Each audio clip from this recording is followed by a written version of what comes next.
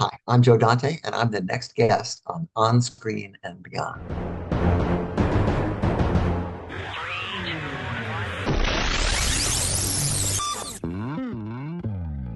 On Screen and Beyond, an inside look into the entertainment world featuring interviews with people from the movie, TV, and music industry. And now, here's the host of On Screen and Beyond, Brian Zemrak.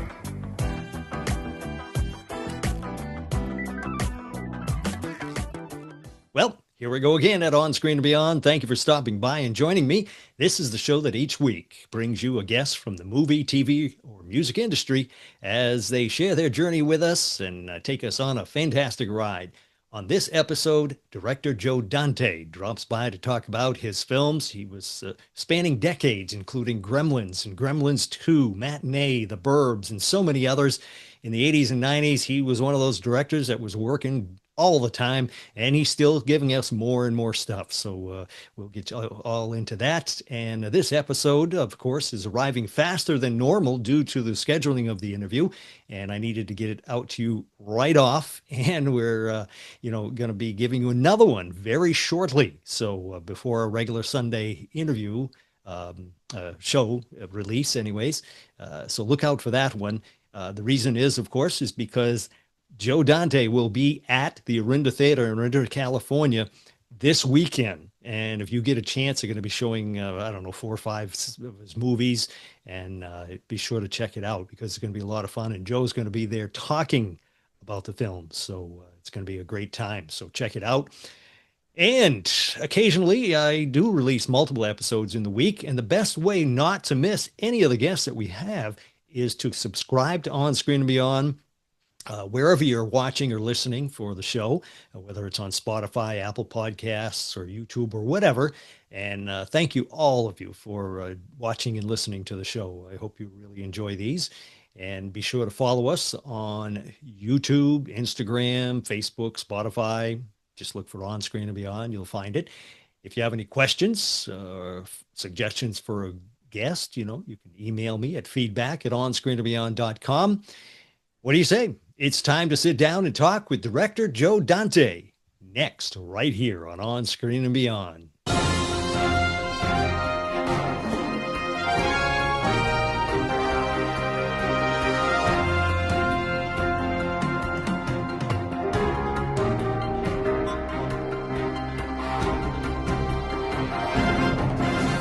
Our guest today on Screen and Beyond is a director who has given us so many popular films, including Gremlins, Gremlins 2, The Howling, Matinee, The Burbs, Innerspace, episodes of Police Squad, DC's Legends of Tomorrow, MacGyver, Hawaii Five-0, and so much more. This weekend, he will be having a celebration at the Orinda Theater in Orinda, California, of all of his films, or some of his films anyways, and he will be there. It's Joe Dante. Joe, welcome to On Screen and Beyond. Thanks. Happy to be here. Now, Joe, it is such a thrill to have you on because you have made so many people happy with your films. Do you, when you're making a film, do you realize, is that your goal, to make people happy? Well, it's always a byproduct. If you don't want to make people happy, you're not going to have a career for very long. But I don't really make movies for other people. I make them for me. And I choose my projects by what interests me. And I've been offered a lot of really quite high profile projects that I just didn't think I was the right guy to do. And I try to do something that I think I would like to go see if it was made by somebody else. Yeah. Of course, if it was made by somebody else, then it would be quite the same as it would be as being made for me. But I take it all pretty personal. Of the films that you've made, does the studios have a lot of say in what you're doing? And, does that, if they tell you to change things, is that irritating? I would think it would be irritating.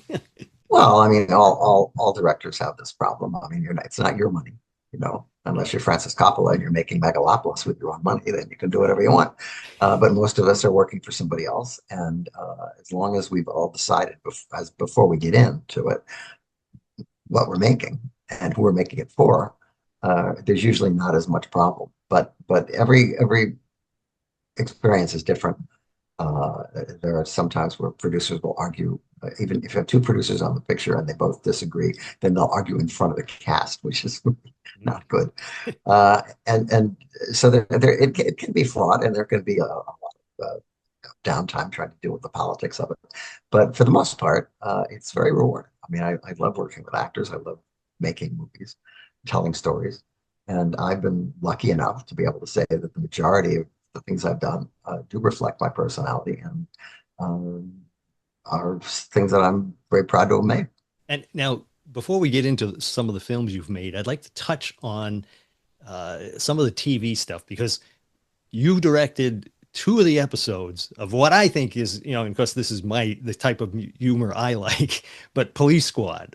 I thought that was a riot, and you hit. It was a wonderful show. I knew the guys, the suckers, because I had John Landis had produced Kentucky Fried Movie, which they were involved with, and my friend John Davison produced Airplane, which they also were involved with, and which I stupidly turned down.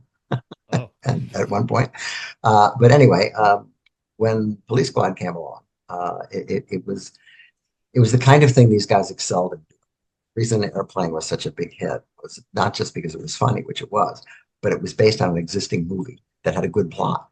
And so there were lots of things to make fun of, lots of things to rip off. And Police Squad was the same thing. They were enamored of a show called M Squad with Lee Marvin, which their shtick is that they would take whatever was in the original story and they would exaggerate it to a point where you could see how ridiculous it was. And Police Squad, with Leslie Nielsen, who was a straight dramatic actor until he did Airplane, and realized that although Leslie was a very interesting guy because he had a fart machine that he would carry around with him. And if you were in an elevator with him, he would do body language and he'd press his fart machine and make everybody think that he had farted. Or sometimes he would just look at some little girl and blame her. But this was an outlet for him because he was never able to do that kind of thing. He was a very straight actor. And even he made fun of some of his dialogue in the Poseidon Adventure, where I think his basic line is, "Oh my God," when he sees the wave. And this was an outlet for him, and he was having a wonderful time. And it was a lot of fun to make. And the problem with the show was it was so perfect a replica of a 1960s cop show that because it didn't have a laugh track, people would turn on the TV and they would see Leslie Nielsen in a show that looked like it was from the 60s. And they'd say, "Oh, some old cop show with Leslie Nielsen," and they'd turn the channel. So as a result, it got real short shrift from ABC. They kept moving it around. People couldn't find it. There were only 6 episodes. And the last one didn't run until like almost 8 months after the first one did. So people had to discover it in syndication. And then, of course, they decided to make the Naked Gun movies, which are funny, but I don't think quite as clever as the TV show, because everything about the TV show was based on some trope of television, like the opening titles, which would sometimes be changed from minute to minute. And the freeze frames at the end aren't really freeze frames. They're just people being still. It was just a really fun show to do. And I'm glad its cult status has been renewed. You kind of wonder, like with Airplane, who would have ever thought to put Leslie Nielsen, Robert Stack, all these dramatic actors into those roles? But that was the shtick. That was what made it work, because they weren't told to play funny. They were told to play it straight. Mm-hmm. And the thing about doing satire is that you have to play it straight. If you look like you're sending it up, it isn't as funny. Yeah, it reminds me of like the 1960s Batman show, Adam West. He played it straight, but it was funny. Yeah, but that was much more exaggerated. Oh yeah, definitely. With the Zap Pow right. Cartoons. Yeah, I noticed that a lot of your films that you put little Easter eggs in, so it's almost like Hitchcock, did his little cameo in a lot of his films there. Is that what you were trying to emulate? Only with not necessarily.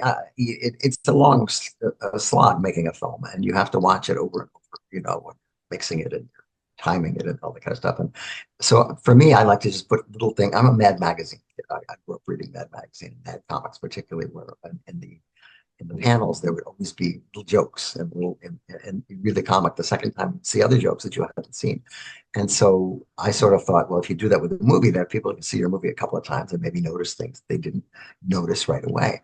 And sometimes they can refer to previous movies that I've done, or they can refer to jokes that are in the script, or any number of things. But it keeps things moving, keeps it lively. Yeah. Now, did you ever think of doing little cameos like Hitchcock did? Mm, I believe me, I'm not even as good an actor as Hitchcock was.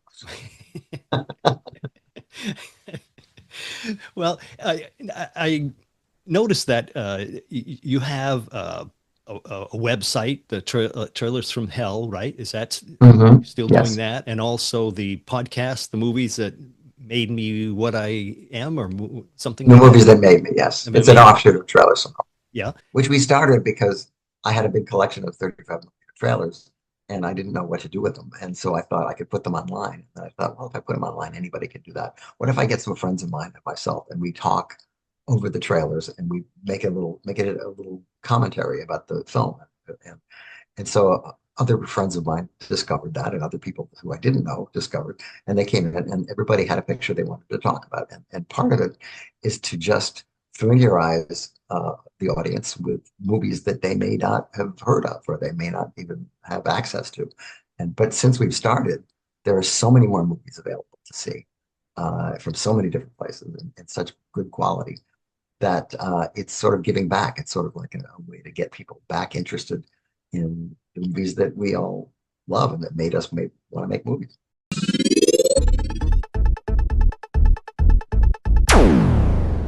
Hi, I'm Robert Vaughn. I'm on Screen and Beyond.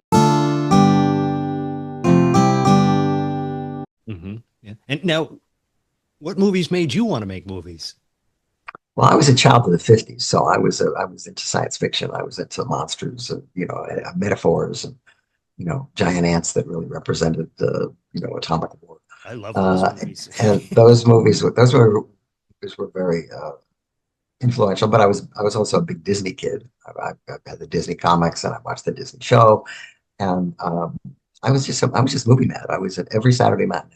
I was there, and sometimes they'd run old movies like a Tarzan Western, or sometimes they'd run whatever picture was running last week. If it was good for kids. And so I got into the habit. It was like going to church. Do you remember the Better. first movie you ever saw? It was probably Peter Pan Peter that I Pan? think my aunts took me to, but I don't have any I don't have any documentation.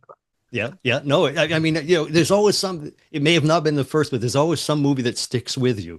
It's when you're a kid, there are certain things that stick with you. And, for instance, the 80s are currently having a big revival because there were so many filmmakers now who were brought up in the 80s, and these movies that they saw, regardless of what their quality may or not been, they're reference points, and they have informed, like Stranger Things, the show that's based on people who grew up in the 80s watching those kind of movies.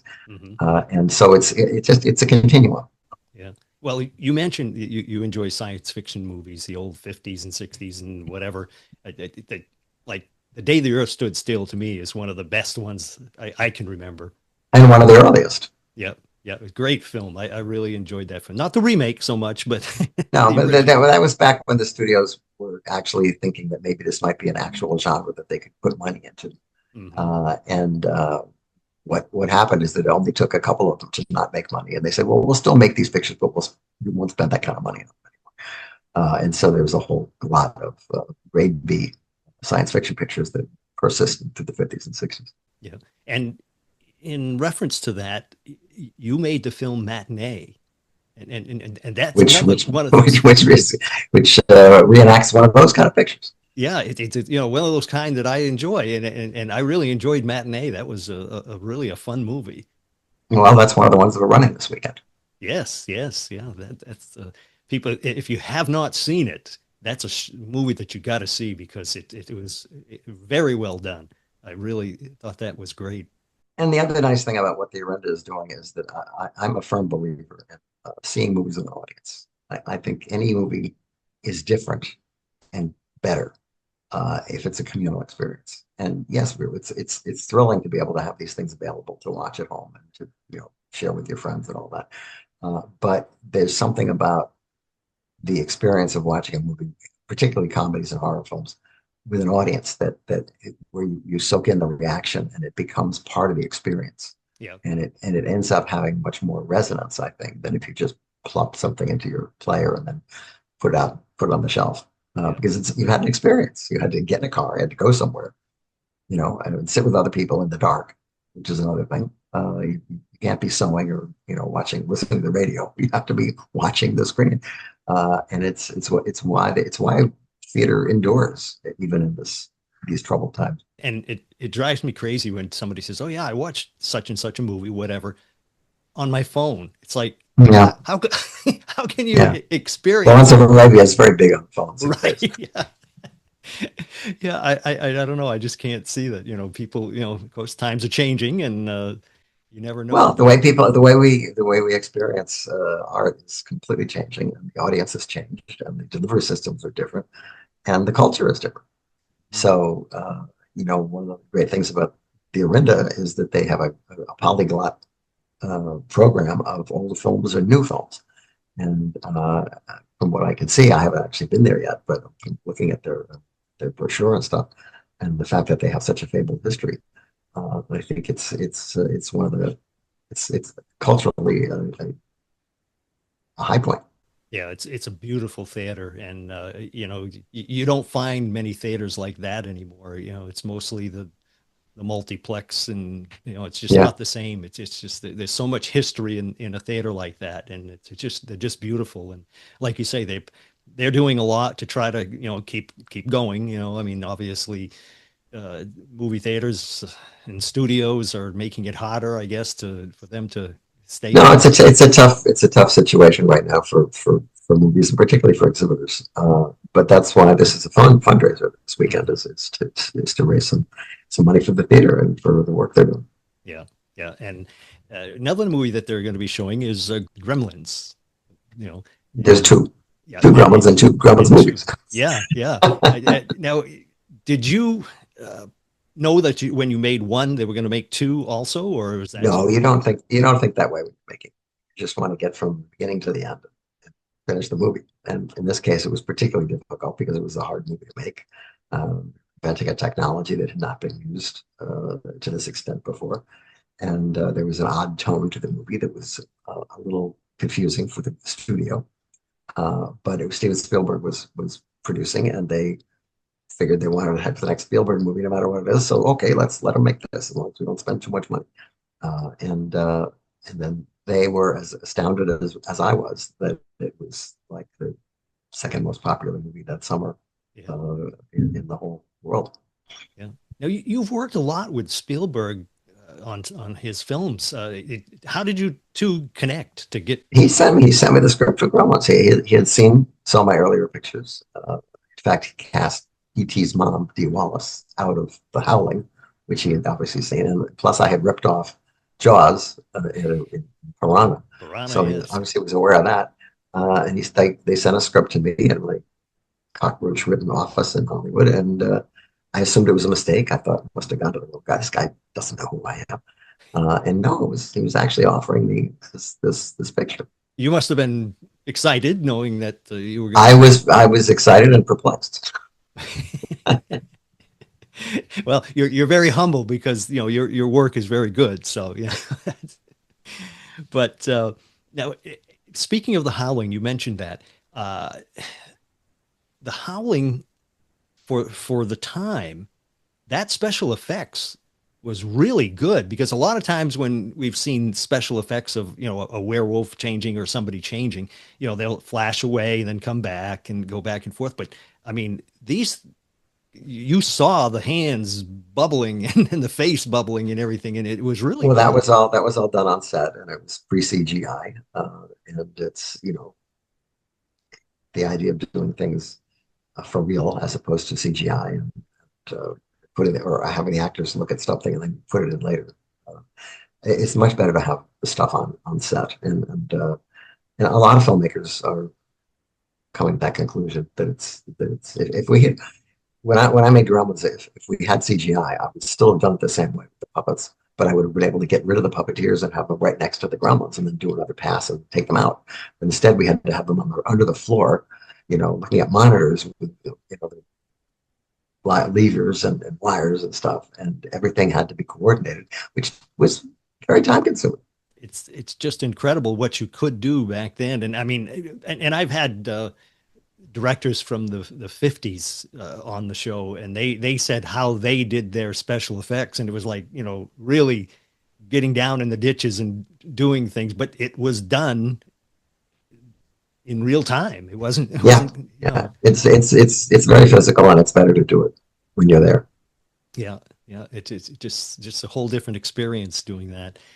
Now, Explorers, that, that was one of those kids movies, or that kids, their imaginations just went wild when they saw this, wishing that they were going to be the explorers and things like that. Well, every kid would like to build a spaceship in his backyard.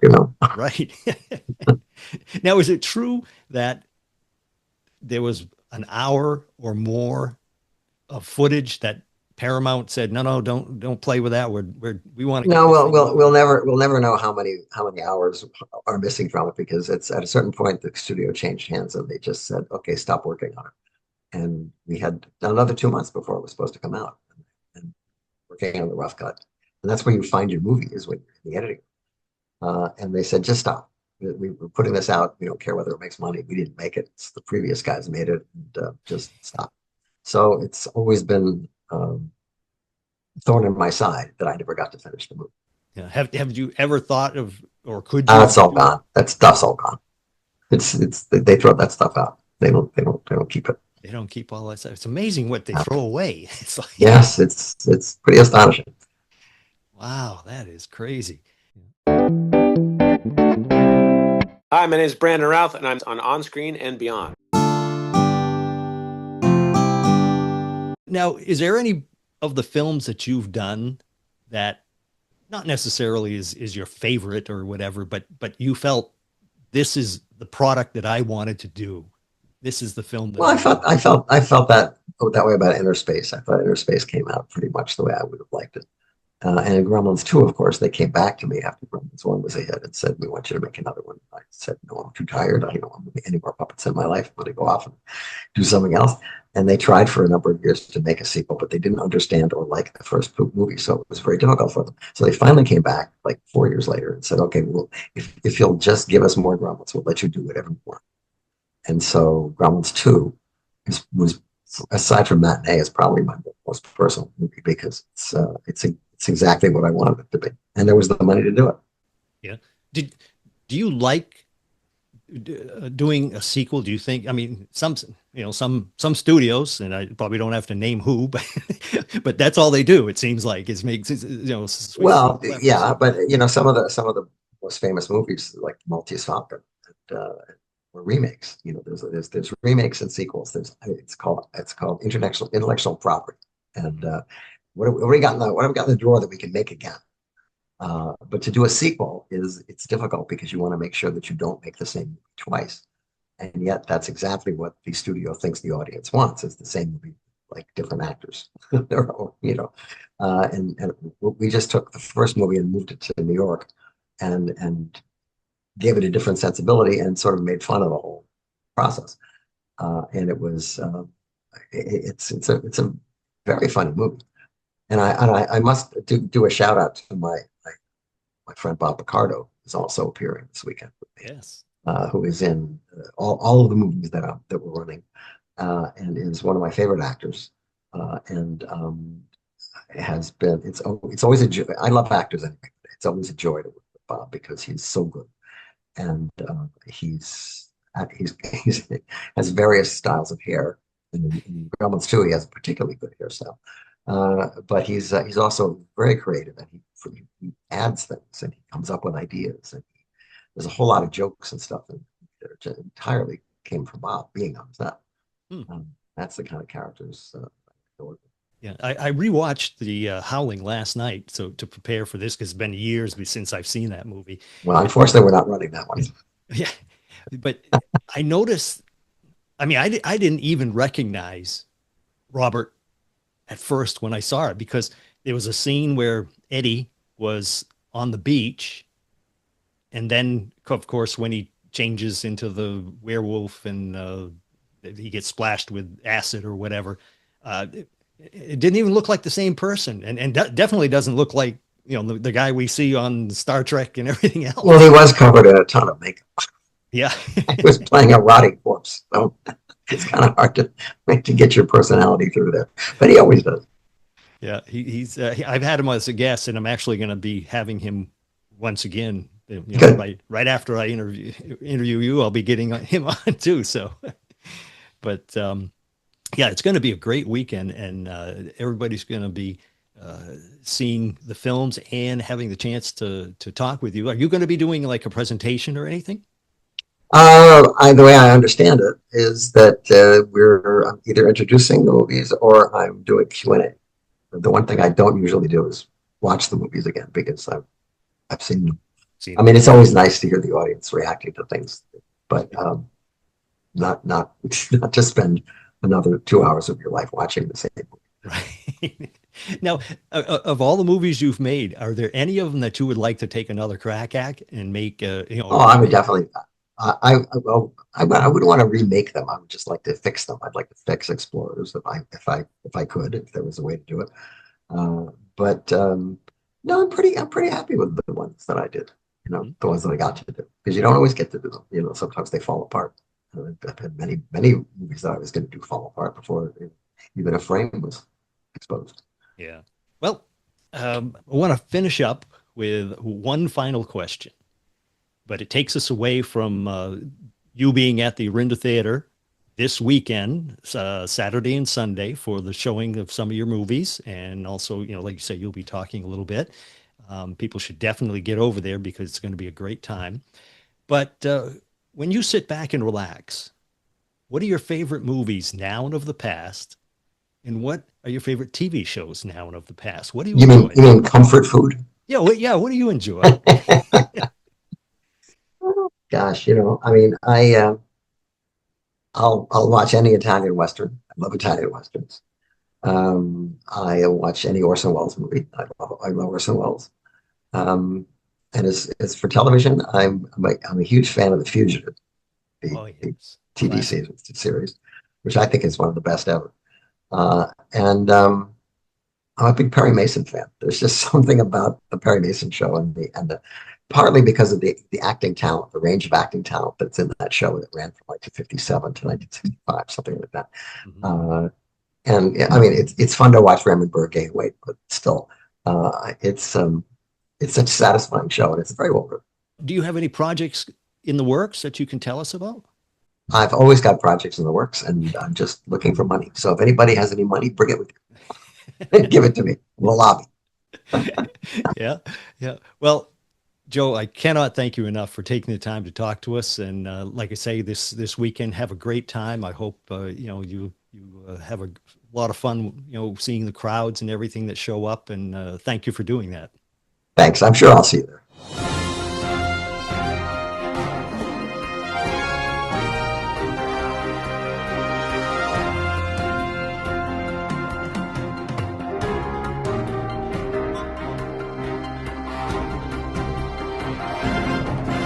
There he is, Joe Dante. He has given us so much fun on the screen, and he has more coming. And if you are in the San Francisco Bay Area this weekend, hop onto the BART or drive or whatever, get over to Orinda and go see him at the Orinda Theater. He's going to be there in person, as he's going to be there, and they're going to be showing some of his films. It's going to be a lot of fun, going to be a great weekend, and you're going to enjoy it, and you get to meet Joe himself. So be sure to get that. So get ready for another guest in just a few days. They are coming fast and furious right now. And that's a wrap for this episode of On Screen and Beyond. So until next time, when we once again take you on screen and beyond, I'm Brian Zemrak. Take care.